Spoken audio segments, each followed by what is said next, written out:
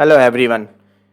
जैसे कई लोग कहते हैं कि ट्रेडिंग के लिए स्ट्रैटेजी ज़रूरी है, तो कई लोग कहते हैं कॉन्सेप्ट ज़रूरी है, कई लोग कहते हैं इंडिकेटर ज़रूरी है, कई लोग कहते हैं कि स्ट्रैटेजी या सेटअप ज़रूरी है। ठीक है, लेकिन एक्चुअली में ट्रेडिंग में 80 टू 90% जो प्रॉफिट आप बुक करते हो या कोई ट्रेडर प्रॉफिटेबल होता है, उसमें सबसे बड़ा रोल उनका साइकोलॉजी होता है, माइंडसेट होता है। तो कैसे, how to strong psychology in trading, मतलब कैसे आप साइकोलॉजी को स्ट्रॉन्ग कर सकते हो ट्रेडिंग में, इसके ऊपर मैं बात करता हूँ। कुछ पॉइंट मैं बताता हूँ आपको जो आपको फॉलो करने हैं, जिससे आप रिजल्ट देखोगे 2 से 3 महीने के अंदर में आपके अंदर एक बहुत अच्छा इंप्रूवमेंट होगा, साइकोलॉजी आपकी बिल्ड होगी ट्रेडिंग में। तो हम चलते हैं अपने स्क्रीन के ऊपर। पॉइंट नंबर 1 है, every professional trader have their on rules before entering in the market. मतलब इसका मतलब ये है, जो प्रोफेशनल ट्रेडर होते हैं वो अपना रूल बनाते हैं जब वो इंटर करते हैं मार्केट में, उससे पहले। जैसे मैंने रूल बना रखा है, अभी तक आज हमारा रूल खत्म होने वाला, कल से हम नया रूल पे काम करने वाले, न्यू रूल बनाएंगे। लेकिन 1 महीना हमने पूरे सितंबर महीना में हमने जो ट्रेड किया था 4 सितंबर से 4 अक्टूबर तक, वो हम प्लान किए थे कि पहला ट्रेड ही लेंगे, फर्स्ट ट्रेड लेंगे 60 क्वांटिटी का, उसके बाद में हम ट्रेड नहीं लेंगे। जैसे एसएल लग जाएगा हमारा पहला या प्रॉफिट होगा, हम सिस्टम शट डाउन कर देंगे।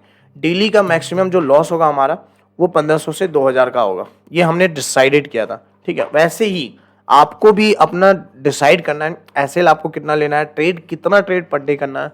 ठीक है, आपको टारगेट क्या लेना है, ठीक है, कब आपको सिस्टम शट डाउन कर देना है, कितने एसएल के बाद में, कितना प्रॉफिट के बाद में, ये सब आपको प्रॉपर पता होना चाहिए। इसलिए बिगनर, अगर आप बिगनर हैं तो ये अपनी रूल आप लिखो, खुद से रूल बनाओ अपनी। ठीक है, आप जिस रूल को बनाओगे उसको फॉलो करो कुछ दिन तक, 1 महीने, 2 महीने, 3 महीने तक आप फॉलो करो उसको, देखो एक बहुत बड़ा इंप्रूवमेंट आपके अंदर आएगा। नंबर 2 पे चलते हैं, टेक डिसाइडेड लॉस और प्रॉपर एसएल। क्या होता है, बिगिनर क्या गलती करते हैं, वो आते हैं मार्केट में, ट्रेड प्लान कर लेते हैं, ट्रेड प्लान करने के बाद में उसके बाद में वो डिसाइड करते हैं, ट्रेड ले लिए जैसे, उसके बाद डिसाइड करेंगे अरे हमारा एसएल ये होगा, हमारा एसएल इतना होगा, ठीक है, आपका एसएल में ये बनेगा, ये सब डिसाइड आप करते हो ट्रेड लेने के बाद। लेकिन जो प्रोफेशनल ट्रेडर होते हैं वो क्या करते हैं, पहले ही वो शॉर्ट पोजीशन ले या लॉन्ग पोजीशन, अपना ट्रेड प्लान करने से पहले वो बना लेते हैं कि एसएल कितना लेना है उनको। एसएल अगर 48 पॉइंट का लेना है तो वो लेंगे, 1:1 का रेशियो रिस्क रिवॉर्ड लेना है तो वो ले सकते हैं, 1:2 का। लेकिन जो बिगनर होते हैं, गलती यही होती है कि वो डिसाइडेड लॉस नहीं लेते हैं या तो फिर प्रॉपर एसएल नहीं लेते। कई बार क्या होता है, आप मार्केट में एंट्री किए, ठीक है, एंट्री करने के बाद में आप क्या किए, ये जैसे मान लो आपने यहाँ पे एसएल लगा रखा, एंट्री किए, आप जैसे ही आपका एसएल लगने वाला है, यहाँ लगा और आप एग्जिट कर दिया एसएल लगने से पहले ही, ये मार्केट तक पहुंची नहीं है एसएल तक और आप एग्जिट कर दिए यहीं पे। अब ये क्या होगा, यहाँ से दूसरी कैंडल बनेगी और रिवर्स हो जाएगी मार्केट, ऐसे करके आपके टारगेट तक आ जाएगी। ठीक है, तो ये आपको ध्यान रखना है कि जो आपका एसएल बनता है प्रॉपर एसएल लेना है, और मेक श्योर कीजिएगा कि जो एसएल बनेगा वो प्रॉपर ही लेंगे, नहीं तो फिर आपका जो टारगेट है वो आपको नहीं मिलेगा, आपका लॉस बुक करेंगे आप डर से। ठीक है, तो ये चीज़ों को आपको फॉलो करनी है। दूसरा मैं बात करूं तो आप देखेंगे यहाँ पे, ठीक है, तीसरा पॉइंट हमारा है फोकस ऑन लर्निंग। कई लोग कहते हैं कि हमें ट्रेड लेना है, ठीक है, ट्रेड तो ले लेते हैं लेकिन वो सीखते नहीं है। आपको फोकस करना है, चार्ट एनालिसिस कैसे करते हैं, साइकोलॉजी कैसे बिल्ड करते हैं, माइंडसेट क्या होता है ट्रेड लेने से पहले, क्या चीज़ें चार्ट दिखा रही है, क्या बता रही है चार्ट, उस पर फोकस करना है। ठीक है, तो आपको फोकस करना लर्निंग पे, आपको सीखने पे फोकस करना, जितना आप सीखेंगे ट्रेड को, ठीक है, चार्ट को फिल करना है, जितना आप चार्ट को फिल करेंगे, एक स्टोरी चार्ट बताती है उसको फिल करना सीखिए। ठीक है, जैसे आप फोकस करेंगे लर्निंग पे, आपकी अर्निंग स्टार्ट हो जाती है, क्योंकि आप देखेंगे तो लर्निंग के बीच में ही अर्निंग आती है। तो जब तक आप लर्निंग नहीं करोगे तब तक आपकी अर्निंग नहीं होगी, सिंपल सी बात है। ठीक है, किसी भी फील्ड में आप जाएंगे, ट्रेडिंग ही नहीं, किसी फील्ड में भी जाएंगे तो आपको लर्निंग करनी ही पड़ेगी पहले, तभी आपकी अर्निंग स्टार्ट होगी। Know your mistakes and find the solution. आपको आपकी मिस्टेक पता होनी चाहिए, ठीक है, और आपको उसकी सॉल्यूशन पता होनी चाहिए।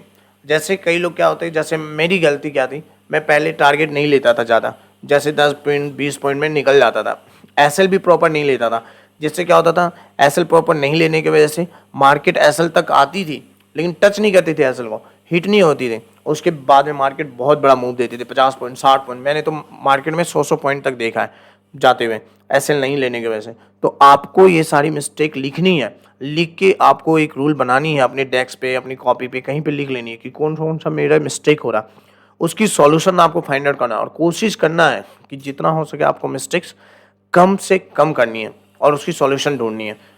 लास्ट आप देखेंगे तो good and bad situation of market, आपको पता होना चाहिए मार्केट में सिचुएशन क्या बन रही है, मार्केट बिहेवियर क्या है।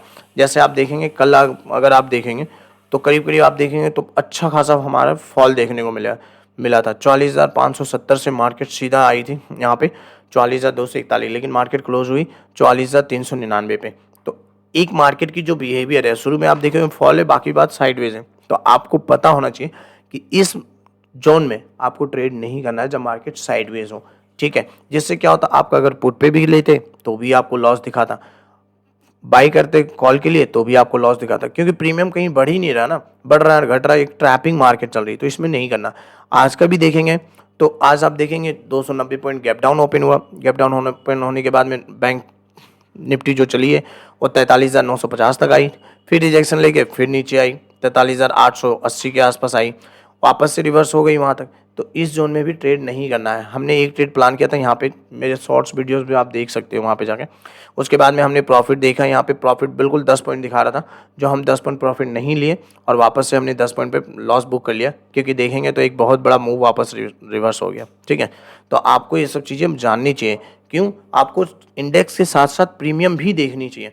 तो जैसे आप देखेंगे मार्केट बिहेवियर सही नहीं है, तो हमने आज ट्रेड एक ही प्लान किया, एज पर रूल हमारा एक ट्रेड प्लान था। कल से हम 2 ट्रेड प्लान करने वाले हैं, उसके बारे में आपको इन्फॉर्मेशन मिल जाएगी, नॉलेज क्या रूल है हमारा, क्या प्लानिंग है, ठीक है। तो आपको ये चीज़ें जाननी चाहिए कि मार्केट की बिहेवियर क्या है, गुड सिचुएशन क्या है, बैड सिचुएशन क्या है। कई लोग कहते हैं ट्रेडिंग एक जुआ है, असल में जुआ नहीं है। एक बात बताऊँ, आप बचपन से, एक सर्वे बताती है क्लास 1 से अगर कोई बच्चा कॉलेज कंप्लीट करता है, लड़का हो लड़की, तो उसमें कम से कम 20 से 30 लाख रुपए खर्च होते हैं। उसके बाद में उसको जाके 15,000, 20,000, 25,000 या 30,000, 50,000 मान के चलते हैं, उसको सैलरी मिलती है। इतने साल पढ़ने के बाद में अब आप ट्रेडिंग में आए हो, अब आप रातों रात सोच रहे हो 1 लाख लगा के मैं 15-20 हज़ार रुपये डेली का सोच रहे हो कमाना, तो कहीं ना कहीं आपको तो सीखना पड़ेगा ना, मार्केट को कुछ लॉस देना पड़ेगा। जो लॉस होता है ना, ये हम एक फीस दे रहे हैं मार्केट को, ताकि हम मार्केट को सीख सकें।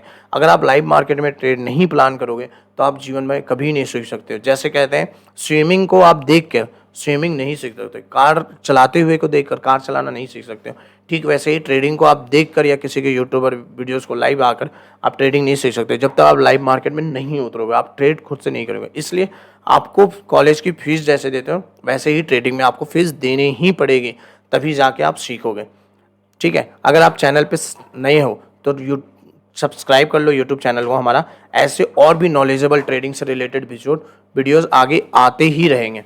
वीडियोज़ अच्छी लगी हो तो हमें लाइक, शेयर और कमेंट ज़रूर करिए। Thank you so much.